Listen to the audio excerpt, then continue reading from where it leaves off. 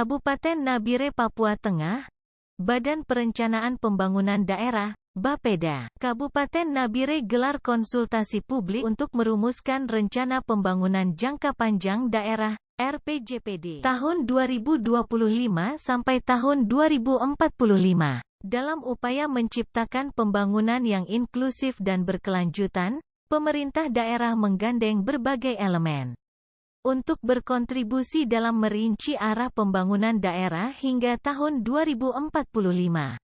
Kegiatan konsultasi publik tersebut bertujuan untuk menggali aspirasi, masukan, dan harapan partisipan terhadap visi pembangunan jangka panjang. Tim Bapeda membuka ruang dialog yang terbuka dan transparan, memfasilitasi diskusi konstruktif antara pemerintah dan partisipan.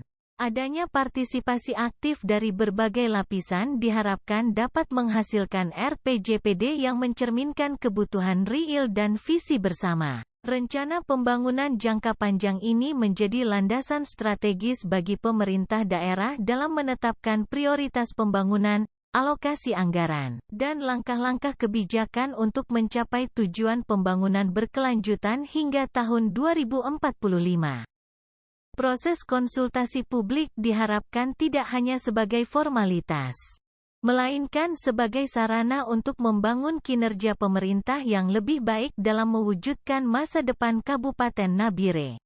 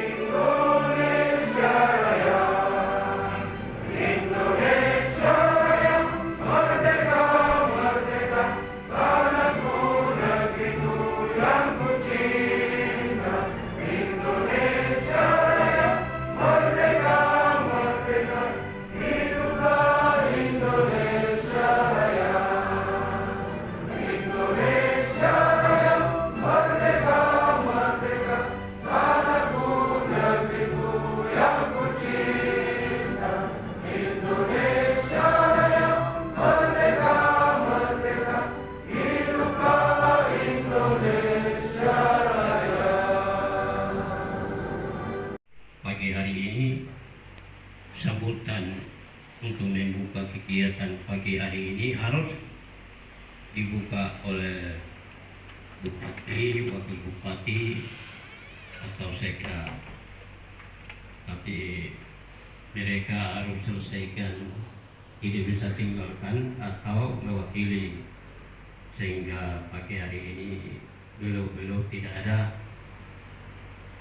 Biarlah mungkin saya menyampaikan kata-kata untuk kita sekalian, tidak mengurangi, ya, pasti Tuhan memberkati kita sekalian, Bapak Ibu. Yang saya hormati Pak Kepala Bapeda, seluruh staf Kabupaten Nabire, saya hormati Dr. sama teman-teman dia pada TNI Polri yang membuangkan waktu untuk datang mengikuti kegiatan ini. Yang kami hormati pula pimpinan OPD atau Kasubag perencanaannya setiap OPD yang mengikuti kegiatan pagi hari ini. Bapak Ibu yang saya muliakan, Tuhan kasih waktu untuk tahun ini ada 12 bulan, ada 52 minggu, lalu 365 hari yang Dia berikan cuma-cuma untuk kita pakai mulai dari Januari sampai dengan 31 Desember 2024 ya. Saja. Baik Bapak Ibu yang kami hormati, jadi pertama-tama sebelum saya sampaikan sambutan yang tidak terlalu panjang, sekali lagi saya ucapkan terima kasih. Jadi kedatangan Bapak Ibu di Bapeda ini dalam rangka kita membutuhkan ide, aspirasi, gagasan Bapak Ibu, karena Kabupaten Nabire lagi menyusun RPJPD, Rencana Pembangunan Jangka Panjang Daerah 20 tahun, yang sekarang dalam bentuk rancangan awal. Jadi nanti pada saat diskusi, saya berharap Bapak Ibu masih bisa bersabar di ruangan Bapeda untuk memberikan ide-idenya. Jadi kedatangan Bapak Ibu ini nanti adalah melengkapi bagaimana RPJPD kita itu menjadi RPJPD yang sempurna sih tidak, RPJPD yang komprehensif, holistik, dan akhirnya bermanfaat untuk masyarakat. Apa gunanya dokumen itu sebanyak 200-300 lembar hanya tersimpan di lemari? Lebih baik hanya 30 lembar, tapi bisa dimanfaatkan. Bapak Ibu tamu undangan yang saya muliakan, jadi sesuai dengan Undang-Undang Perencanaan Nomor 25 Tahun 2004 dan Undang-Undang Nomor 23 Tahun 2014, Kabupaten wajib memiliki 3 dokumen ini Bapak Ibu.